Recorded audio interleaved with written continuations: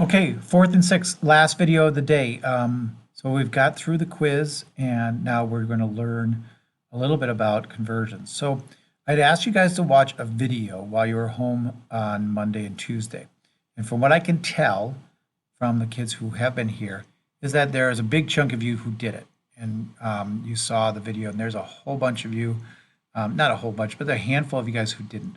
And so the message to you guys is that we're trying our best to limit the amount of material that we're teaching you, but you need to do what we ask you to do. So there was a 25-minute video that introduced conversions. I'm not going to go over it again, but it started out with 10 minutes and it demonstrated the need or the reason why we have to learn conversions.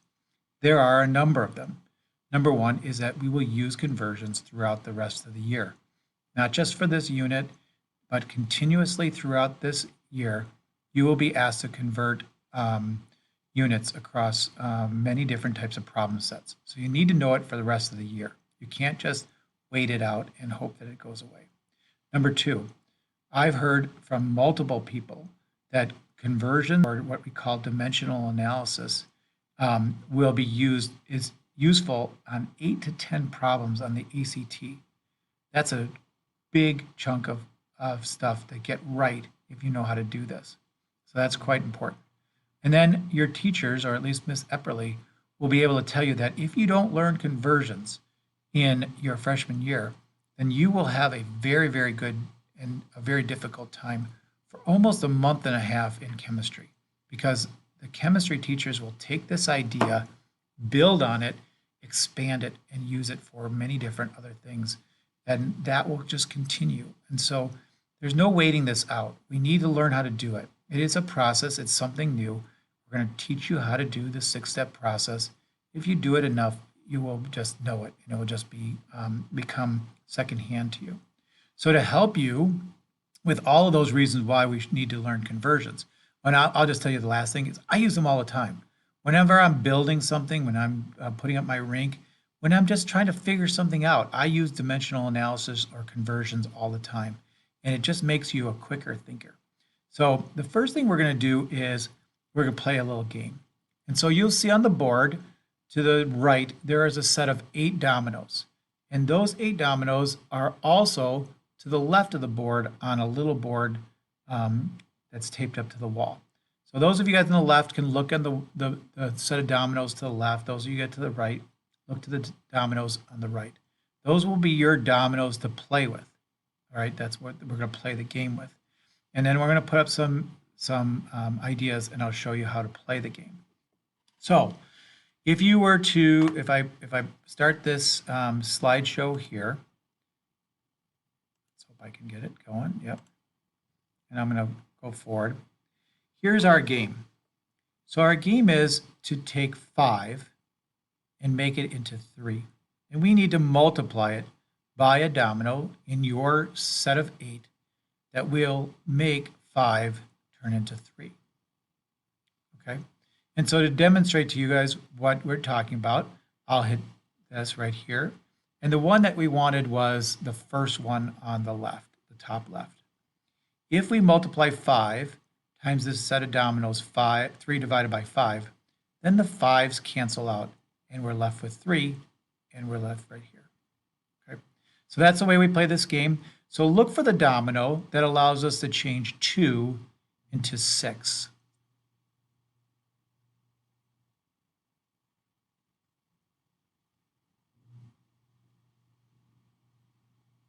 Okay, and a little wait time, but you'll see that it is the second domino in our list, right? It's the second one from the top left, the one with the 2 and the 6. All right, and that allows us to change the 2's cross out, we're left with 6. Now my screencast is a little bit messed up, so I'm going to skip to this next one right here. How do we change 4 into 3? Which domino would we use?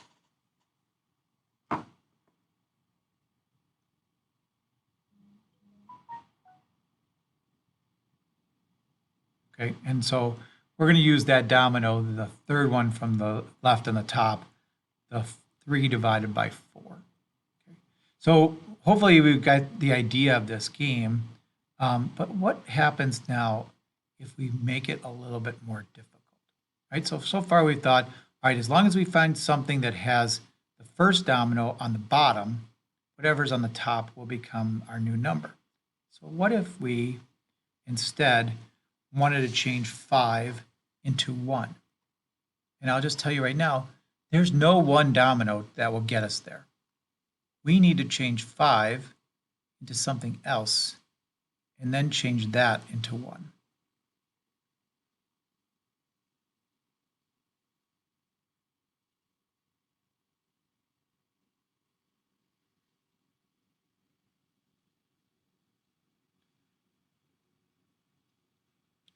And so right now, hopefully you're looking at the dominoes and you're saying, okay, there's only 2 that have 5 on the bottom, right?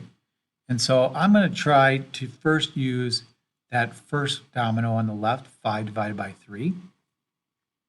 That would cross out my 5s and I'm left with 3. And then I can take that domino on the far right bottom, 1 divided by 3, and change it. Okay, and that gets us there, right? The 5s cross out, the 3s cross out, and we're left with 1. Now let's say we didn't want to follow that path, because there might be a different path that we can take. And so is there a way that we could do this with 3 sets of dominoes instead of just 2? So the same thing, we're going to change 5 into 1, but we're not going to do it the way that we did it here. Are there 3 dominoes that we can use?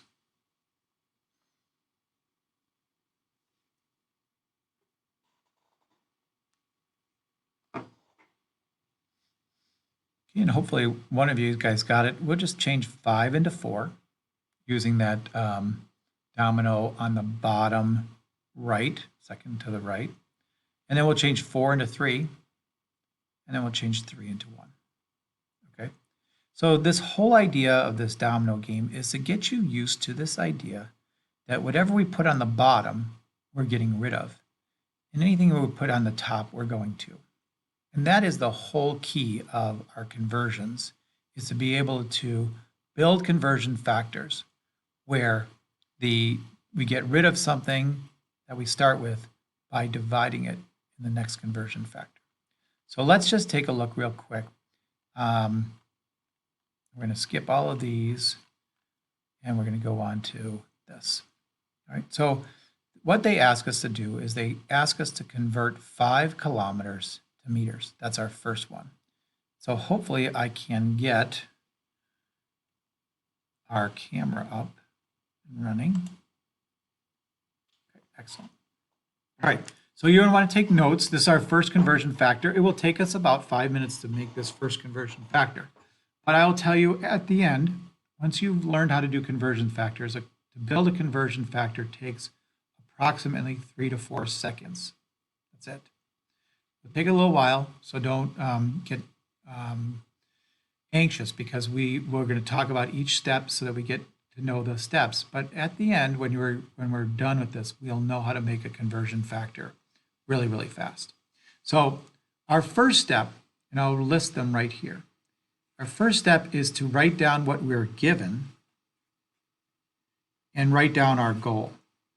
So we're going to do our given and our goal. And so in our problem right now, they asked us to change 5 kilometers.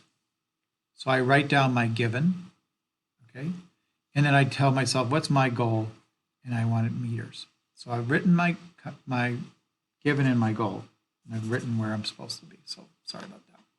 All right, number 2, build a conversion factor. Build a conversion factor.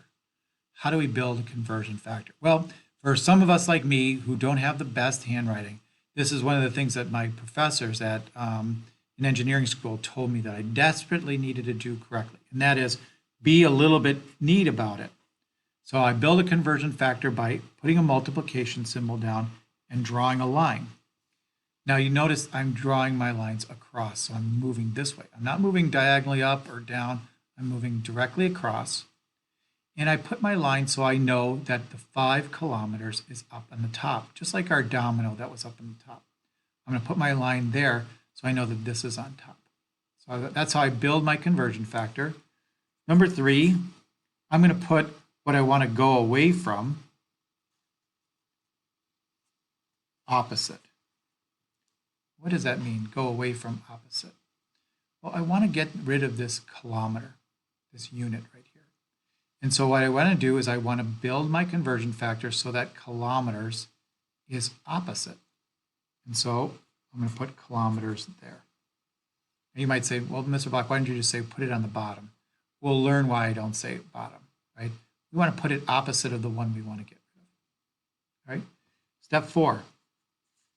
For our unit, going to, right, put that on the other side. So that's unit, right? So the unit we're going to, which is meter, we're going to put it on the other side of our conversion factor. So I'll just stop real quickly. Remember, always, we're going to use units first when building conversion factors. We won't put any numbers in until after we're done. This way we can build a conversion factor like our dominoes that are going to get rid of something and go to something else. So that's great. That's our number 4. Number 5, right? We've been practicing this. Ask, which one is bigger? Which one is bigger? Is the kilometer or the meter bigger? We've been practicing that. We know that a kilometer is something that we measure our distance between, like here in Chaska, and a meter is something that we can walk, right? We can make a step, and it's about a meter. So a kilometer is the bigger one. It's also higher on our list in the yellow sheet. We're going to put a 1 in front of that, and then our last step is find the value for our unit. And so what we say is, what is our unit for kilo? We grab our sheet, right? We just practiced that, and it's not 10, it's not 100, but kilos 1,000, and so we'll put it right here, 1,000. All right. Once we've written our 6 steps, okay, and I'll give you a better screen to write those things down on, and with better words, but this is the words that I think of in my head, right? Then we're going to do the math. So we build our 6 steps, right? We write our given, 5 kilometers. We write our goal, meter. We build our conversion factor, times in a line. We take our unit that we want to go away from, we put it opposite. We take the unit that we're going to, and we put it on the other side of our conversion factor. We ask ourselves which one's bigger, the kilometer, and then we get our number from the yellow sheet. The number for kilo is 1,000. So once we've done our 6 steps, now we have to do the math. So doing the math involves 2 steps. Number 1, we need to make sure we've done it right. So we're going to look, do our kilometers cross out? They're opposite each other, and so they should cancel each other out. That's our first step. We'll cancel out any units that we can. And then number 2, we'll take out our calculator and we'll put in the numbers. 5 times 1,000 divided by 1. And you guys will see eventually you won't worry about your ones, but right now we just need to make sure that we know everything on the top we multiply, everything on the bottom we divide. And so we get 5,000 meters for our conversion. All right, the next one that they asked us to do is convert 48.5 centimeters to meters. So put that camera back on. Let's do that one right now. 48.5 centimeters, right? I'm writing down my given to meters. I'm writing down meters, okay? I'm going to build my conversion factor. Step 3, I'm going to write what I want to go away from, so centimeters. I'm going to take what I want to go to and put it on the other side, meters. And then I'm going to ask myself, step 5, which one is bigger? The meter. And then I'm going to ask myself, what's my number for centi? 100. All right. Now we've used our 6 steps. We've done them in the correct order. And now all we need to do is make sure that we've done it correctly. Centimeters and centimeters should cross out. They do, right? They cancel each other out. And so now we're left with 48.5 times 1 divided by 100. And that's going to equal 0.485 meters. Okay, so now I'm going to ask your sub to pause the video and hand out the sheet that I'm putting right underneath the doc cam right here. This is going to be our practice sheet for these, and I'm just trying to get it to be a little bit better. There we go. Maybe that's better. Okay. And so I want you guys to pause it and to do these 5 conversions using our system. And so to help you, of course, I always have to do the first one with you guys. So 350 kilometers to meters. Right? And so we'll do our 6 steps.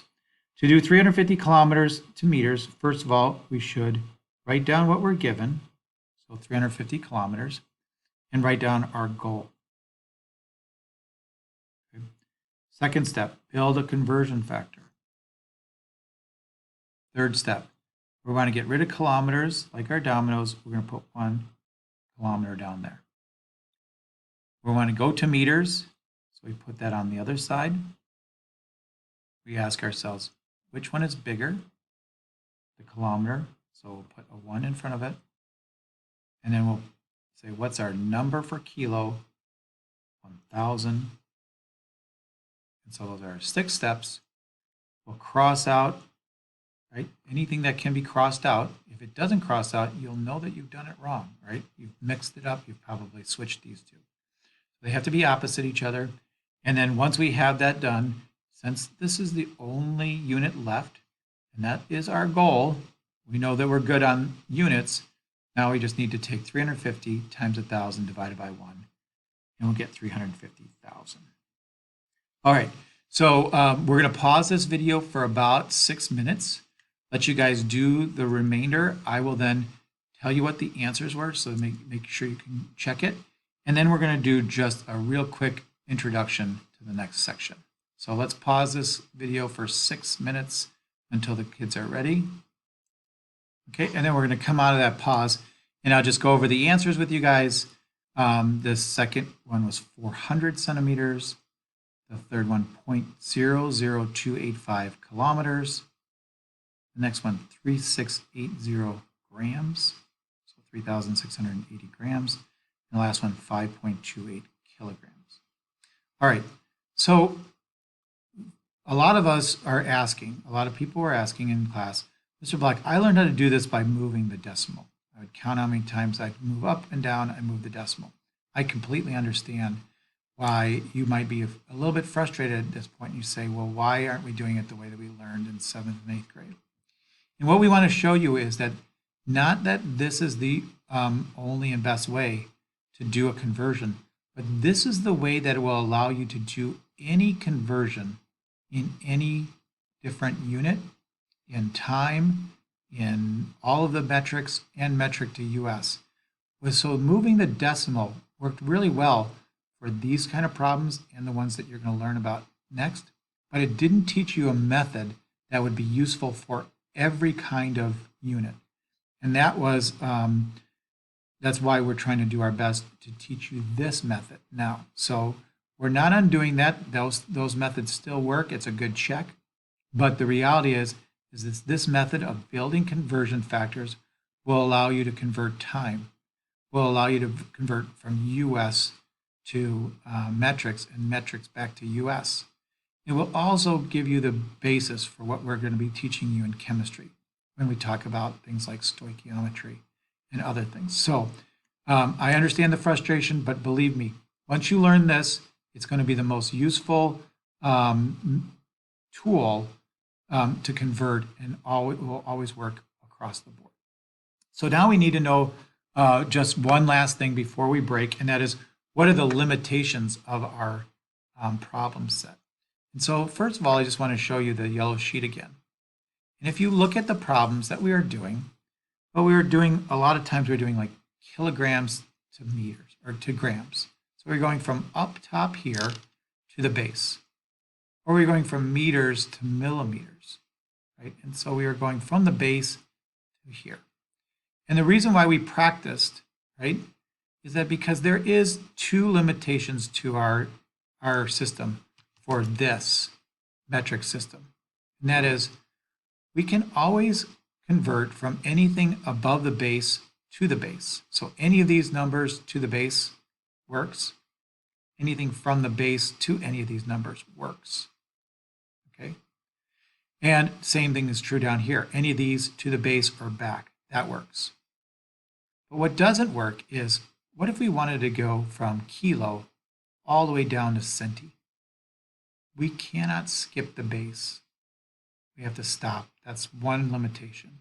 And number two is, we can't convert with this system that we're doing inside either the bottom or the top. So we can't go from centi to milli or milli to centi with our system.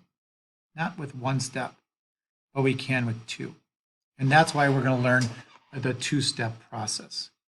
All right, so let's do our first two-step process.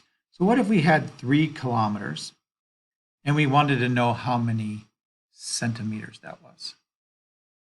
All right, so we said always, right, that the system stays the same. We just need to know the little wrinkles. And so to make kilometers into centimeters, well, our first goal, right, is to put kilometers down here, right? And then your first inclination, if you didn't listen to what I just said, would be, well, now I want to put centimeters up top. So let's do it wrong first, and then let's do it right. So let's do it the wrong way. If we had kilometers here, we want to get to centimeters, I'm going to put centimeters up here. All right, so that's my fourth step. My fifth step, which one's bigger? Kilo, right? But now I have a problem. Now I have a number for kilo and a number for centi. I have 1,000 and I have 100. Which one to choose, right? And that's the problem with this, is because we can't choose, right? And that should be a stop, like, oh shoot, I didn't do this right, or I have a problem, right? So let's do it the correct way, right? Because we can't choose between one or the other. Let's just do it this way. Kilometers, we'll build our conversion factor. And we said what we need to do is stop at the base. What do I mean by stopping at the base? I'm here at kilo. I'm going to jump down to the base to meters. And then I'll jump down to centi with a second. So I'm going to stop at the base, which is meters. I'm going to ask myself which one's bigger, the kilo. And now, right, I don't have a choice. Kilometers is 1,000, and meters doesn't have a value, right? It's the base. So now I don't have that choice of which one. I only have one. Now I'm going well, right? I'll be able to cross out my kilometers, and now my new value would be in meters, but my goal is in centimeters. So I just build another one right next to it. I don't get out my calculator and put the number down. I'm just going to build conversion factors right up against each other. Now I don't have kilometers anymore. I just have meters. So I go back to my step 3, right? I'm going to go meters across or opposite to stop it or to get rid of it. And centimeters is where I'm going. I'll ask myself which one's bigger, meter, and now I put, what's my number for centi? 100. No, right? No choice between two numbers. I only have one choice right there. Right? My meters cross out, and I'm left with 3 times 1,000 times 100 divided by the ones here. So I'm going to have 3 and 5 zeros. Centimeters. All right? That's how we convert with 2 steps, right? 2 steps. And this is when we're going to jump from kilo to the base and then back down to centimeters, like that. So one last quick example before I let you guys go. What if instead they wanted us to convert 86 centimeters to millimeters, right? And in our chart, right, here's our base, meters, and centi and milli are here. So what are we going to do? Well, we just said we can't jump between those. So what we're going to do is we're going to jump to the base and then jump back down to milli. How do we do that? Well, nothing new, right, in building a conversion factor. We want centimeters out, so we go to centimeters. We're going to go to the base, so we put meters. We ask ourselves which one's bigger. Meters bigger, and our number for centi is 100. Centimeters are going to cross out. Now my number should be in meters. Don't want meters, I want millimeters. So I build a second conversion factor, put meters across, right, or opposite. Go to millimeters. Now I ask myself which one's bigger, the meter, and what's my number for milli? 1,000. Cross that out, right? And we're left with milli. That's what we wanted. And now we just need our calculator. 86 times 1,000 divided by 100. I get 860 millimeters. Okay, so I apologize for not being there with you guys. It should be a really nice weekend. I hope you're having a great time. Just know that I'm in Fargo in ice rinks. And so not only is it colder up in Fargo, but it will be even colder in the rinks. So I'm going to miss out on this weekend. But I hope you guys get this. Know that when you show up on Monday, we're going to have a Go Formative. The Go Formative will have all of this practice again with helpful videos in between. So if you're missing some of this stuff, you're not following, that will all be available for you in the Go Formative when you're at home on Monday, Tuesday. Now, the only problem is that then we have MEA weekend. And so that Wednesday we'll have a class. We'll be taking quizzes on Wednesday, and then you guys will be off Thursday, Friday, and you'll be remote again while the A's are with us on Monday, Tuesday. So we're going to make our best chance to make sure that you guys don't fall that far behind. We're always going to have stuff in our hip pocket to make sure that you guys are evened up. But I will not see you next week because of MEA. So have a great weekend now. I'll see you Monday, Tuesday, Wednesday of next week, and then I'll hope to say goodbye to you again and have a great MEA weekend.